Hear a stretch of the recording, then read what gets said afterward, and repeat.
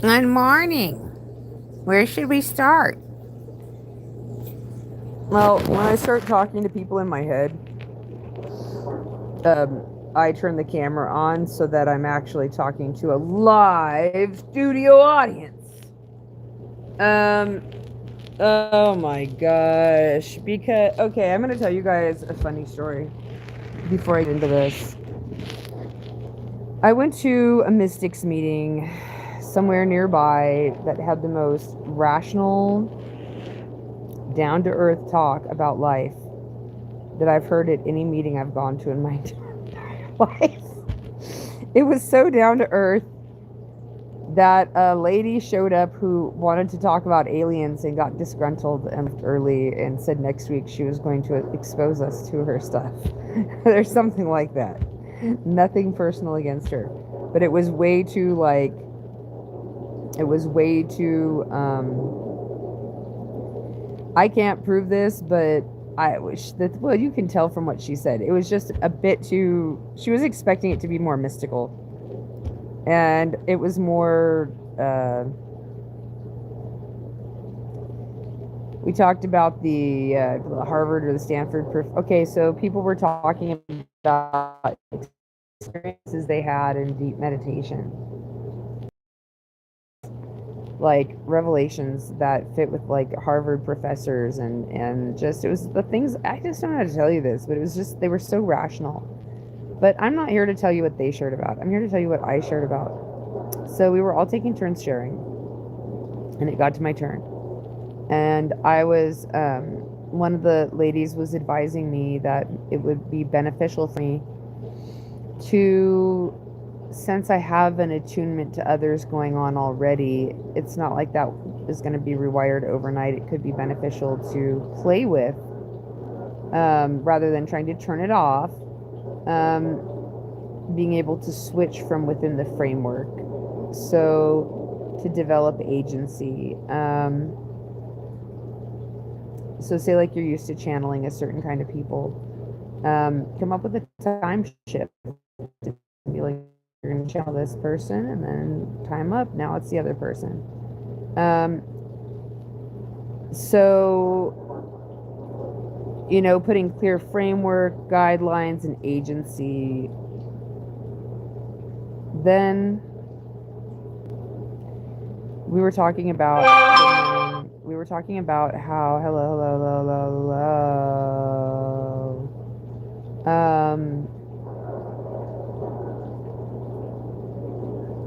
oh, I was repeating that I was around someone who is in active psychosis. Okay. No, I don't hear voices in my head. I don't like to hear any English in my head. Like, even in my own thinking, I don't like to hear it narrated in English in my head. I find it irritating. English is an outside language. Like, you know how when you come inside with your dirty, muddy shoes on, you start running, and your mom says, those are outside shoes and that's outside behavior. And you like have to leave those shoes and that style of behavior outside. You can do it all day long if you want out there. It's not chore time. Okay, so that's what I do with, that's my policy with English, which is that if it's an out there language, it's for speaking. It's not for telepathy. Okay, so if I really wanted to play telepathy games with someone, I would send them a picture of a sandwich, right? I would send them a picture of a sandwich, and I would make the sandwich seem like super interesting and ominous, but very serious, like as a vision, right? And like to where it was like, have you ever seen the face of Nigel in Spinal Tap when the miniature Stonehenge is descending behind him on the stage, and the people of Stonehenge, that look that he has, and the girlfriend in the audience. Okay, you're gonna make the sandwich feel that serious, and then something all of a sudden is going to happen, like it's going to be tuna on rye, and then something, you come up with what you want it to do next. Does it do a dance and try to eat the person? I don't know, but like at that moment, that's going to be our psychic communication. It's so meaning, like, I don't want no Ain't not no nothing. English is not for inside the house. The house is my body. It's not for inside my head. So I was nearby someone who was in a very, very active psychosis state, who was kind of screaming and saying things that were not really too much English. You know how they get into a jingle jangle? Other crazy people make sense when they talk, but people in active psychosis, they do this thing where the words aren't even necessarily words. They're put into chains together, and they have a weird rhyming structure. It's like a jingle jangle sound.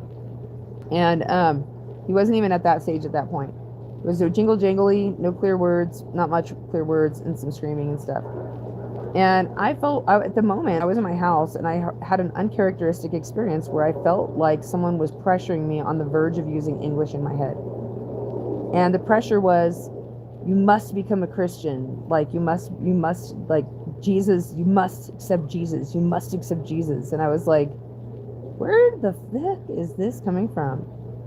I was like alone in my house, but within hearing shot of this guy who lives in an apartment who has active psychosis. And in my house, I was like, I whispered and I was like, no Jesus. And outside, the man in psychosis started screaming, Jesus! Jesus!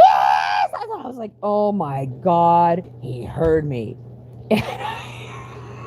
Started looking up Jerry Marzinski, who's a psychologist who believes people in psychosis are actually hearing other people or other entities. I suspect they're hearing other people. I'll bet you a guy down the block was telling him to convert, and he was like falling for it or something, and I was hearing this message, and I was like, no Jesus, and the guy was like, ah! Why do they keep telling me different steps?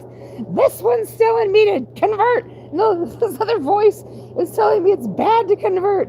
And he doesn't know that it's man over on, block C, 3 houses down, trying to get him to convert. And it's me, a couple apartments down, saying, don't do that shit. And the fight that 2 other people are having could very well be getting broadcast through this man's head. No wonder they stand on the corners and scream.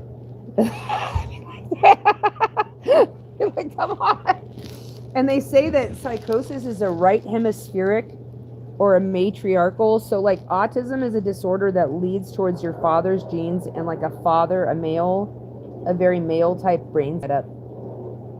But they say that psychosis is a very female matriarchal brain setup. So like autism is the extreme male brain and psychosis is the extreme female brain. If you think of the female brain as the right brain and being collective, being very, very collective, the science begins to make perfect sense. If you're so collective, you're hearing your neighbors' disputes over spirituality and taking it upon your body in the form of confusion, that's a fucking lot of shit, dude. You're trying to regulate your neighbors' arguments. You're going to be running around all day long, mama. You see what I'm saying? Like, whether you're a man or a woman, you're gonna be running around all day long, mama, because none of us is gonna be disagreeing or agreeing that much. I can't drop my opinion, and he's not gonna drop his. So what are we gonna do with you? So that you don't have to scream all day. And then a part of me says, why do you think it's bad for her to scream all day? How many times in all of history do people get to fucking see this shit on a first-hand level and have the right what they feel is their gut reaction to it, which is to scream about it. Sometimes all day.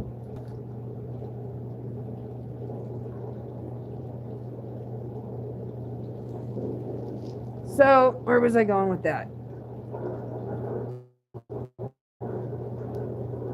To me, Jesus is just the I don't even want to get into it right now.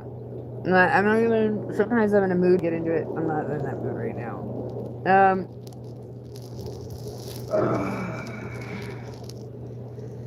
We're still in bed. I have a tent over my bed, and I placed my coffee pot so that I don't have to get out of my bed or my bed tent in order to have my first cup of coffee, because I realized that I don't want to get out of bed to drink my first cup of coffee. I don't like getting out of bed for that first cup.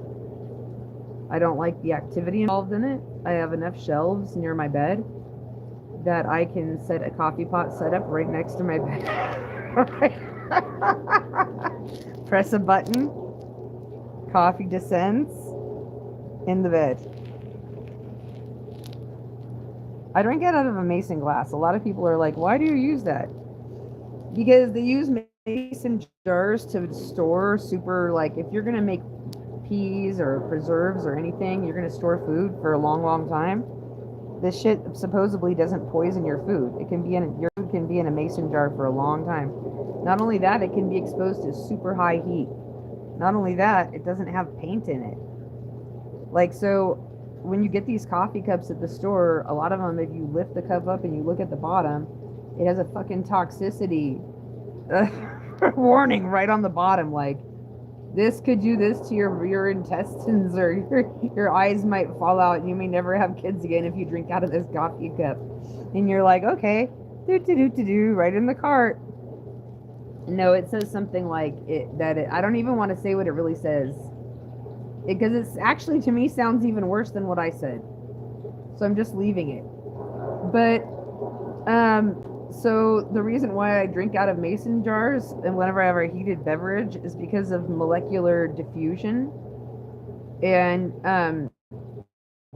we think of molecular diffusion in terms of, you have a bathtub full of water and you drop one drop of blue food dye in it, and it diffuses out, and the whole bath is uniformly blue before long, or they put chlorine in a pool. But when you drink out of a plastic cup, you have molecular diffusion between the plastic and the beverage.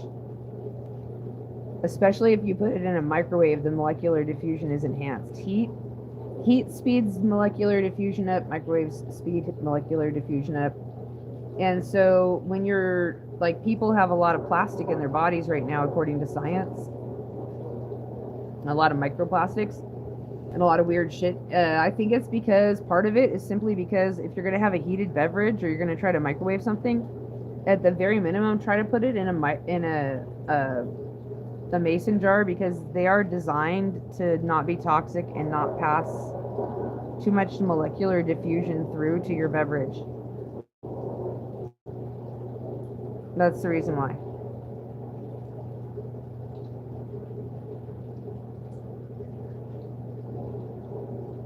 Limited molecular diffusion. We know that there's molecular diffusion. Why do you think everybody's getting BPA free this, BPA free that? It's all because they're trying to avoid if they're going to have molecular diffusion, they don't want to have BPA in it. Good morning. So where am I with this conversation? Okay.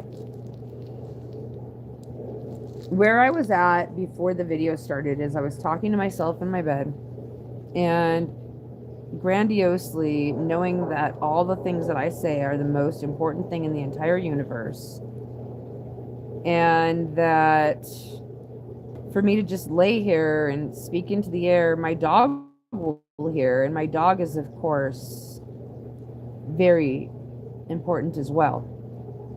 But don't I want a broader audience? Shouldn't the world hear this genius? And so I said, sure, why don't we turn the YouTube on? And here we are. So what happened this morning is I was talking to narcissists in my head, and I got started on something, and then I started imitating their voices. And then they said, well, you should just go on air and talk to us if you're going to talk to us that way. And I said, okay, I will. But now, after all this time, I don't remember why or what it was we were talking about, because I got sidetracked and I now have to, which is a whole nother issue, which requires sitting up, climbing down a ladder, walking across a room, sitting down again, getting up again, finding a safe place for my coffee, locating the coffee afterwards. And then I have to make the big decision. Do I want to keep the video going, or do I want to shut it off? So I want to tell you guys about a theory. I can't remember the original conversation I was having with myself when I was, okay, how was I imitating narcissists? All narcissists to me talk like this. We're narcissists. You should understand that about us. No, we are narcissists. We know exactly what we're doing. Do not question us. We are very smart. No, unless we're pretending to be pitiful. No, we are narcissists. We make up a large baby. Don't let anyone lie to you about it. But then that's it. I don't remember what else the conversation was going right there. So we're gonna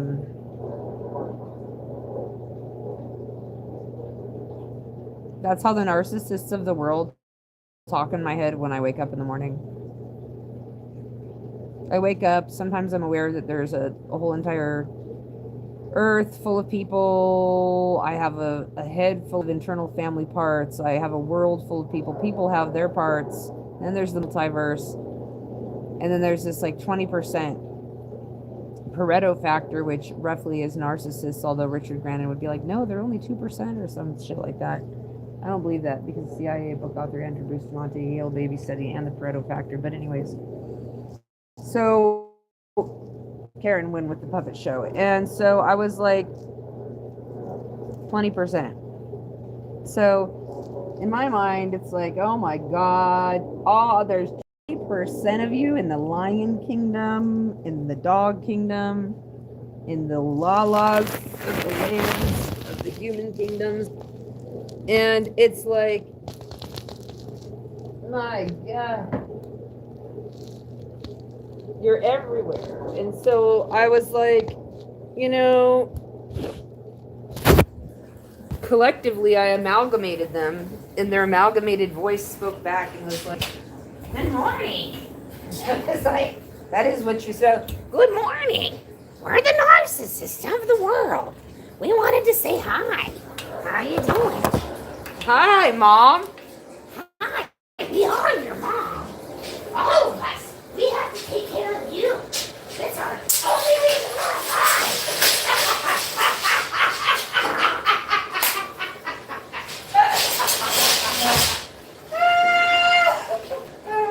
I might sit in that. No, I'll make it. I will make it. Hold on. I'm coming.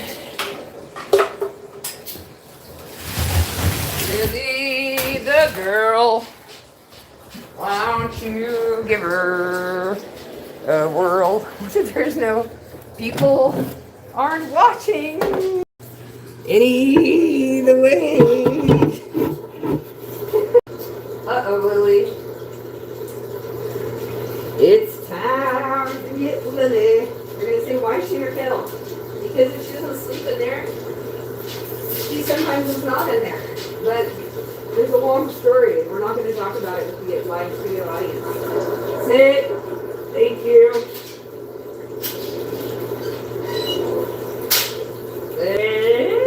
Sit.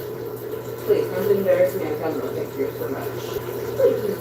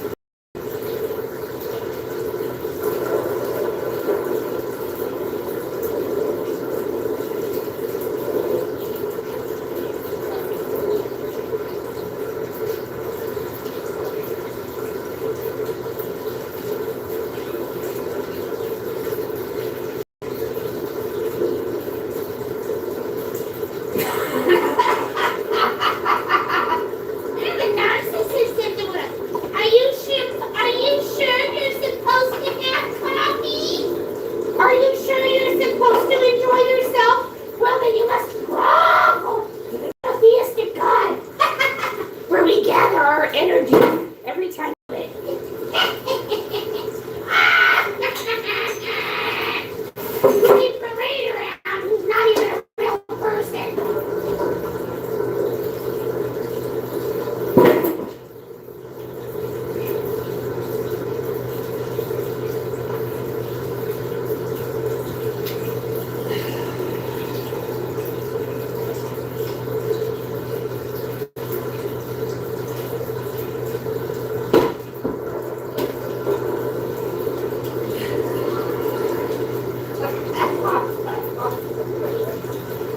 I was like, there's the men who have daughters, they're supposed to be them. And I there was a big discussion about it. Why? It's because they become the nannies of their daughters. This concept is not going to be easy for most people to understand. So it's one of those things. Most people are not going to get it.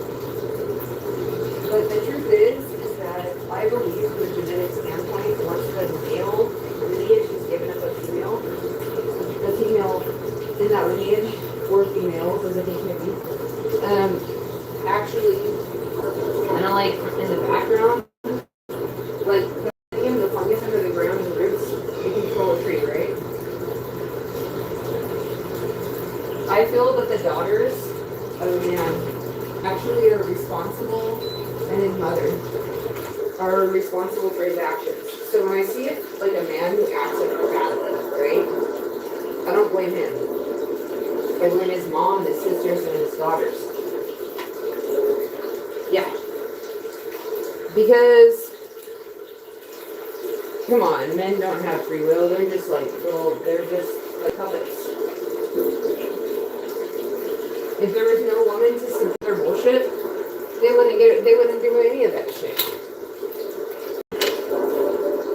There's some woman somewhere, whenever I see a man acting badly, I see a supposed woman, a certain type of supposed woman, in a fucking, wearing a bodysuit that was somebody else's, running around doing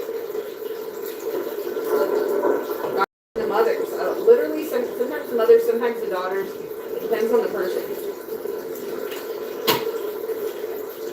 Like when I like someone, okay, I know I want to use the word like. People that I have had a history of respectful relations with, I noticed something about them. Well, you guys aren't even barely, I don't think you're going to be able to believe me. I don't think it's going to be in the realm or the framework of the stuff you can believe. Not for a long time and not in an intrusive way, but their mothers, men who are like respectful, before I interact with them, like really, their moms effectively show up first and psychically through them, sort of like in the area around them. I don't know how to explain it. Like, and then, I don't know if it's exactly through them. They show up and they like, they show up first. When the mom shows up and talks to me normally through that person, and I can see their mother right away when they start talking to me, and something like that happens, that person has always ended up being someone who is very protective in the long run. One guy, he was actually fresh out of prison, and something happened where I got stuck overnight down at his house, and he slept on a chair and watched me sleep and made sure that no one or anyone, not even him, got near the bed when I slept. Like, he was like, there was, the respect level was extremely high. Like, whenever someone, I see their mom comes through first, the respect level is super high. Super high. When a person, like, when I either never hear from their mom, like I don't see flashes of their mother, like literally directly communicating through their body first, they're usually super decent. The other technique is to rely on limerence and false, false report.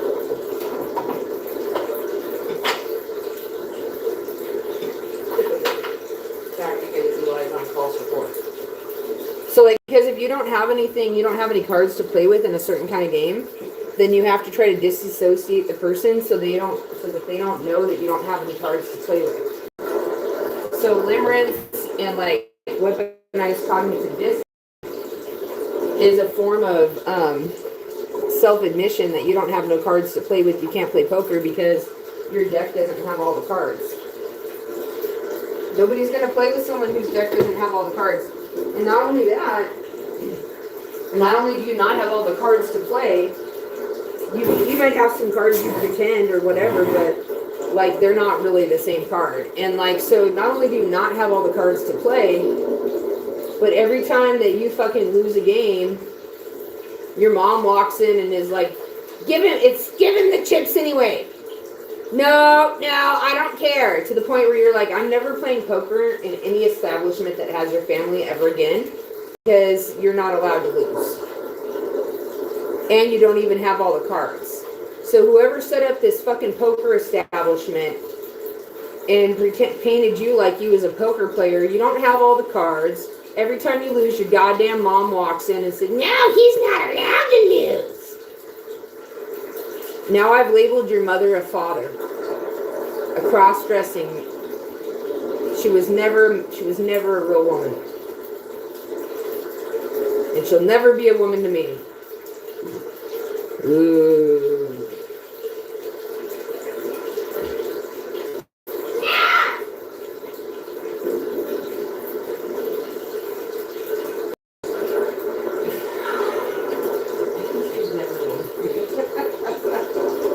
My mom was a narcissist, and I'll never like even talk about her, but like if somebody else's mom, like I don't want to talk about their mom directly, but if I get mad at someone, I'll say their mom must have been a dad. Meaning that their mother was just possessed, and they're the like the orphan product of a female who had to be completely knocked out and used as a body bag in order to produce this fucking pathetic ass hair that will never be even half as good as her ever in the universe or interesting. Nice try.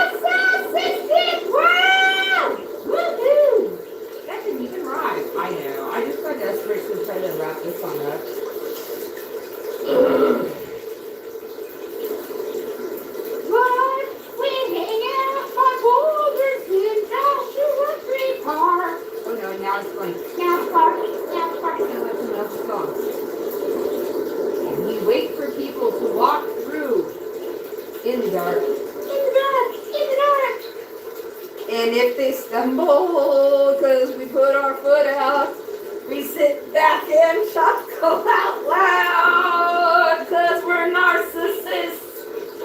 We're crying out loud.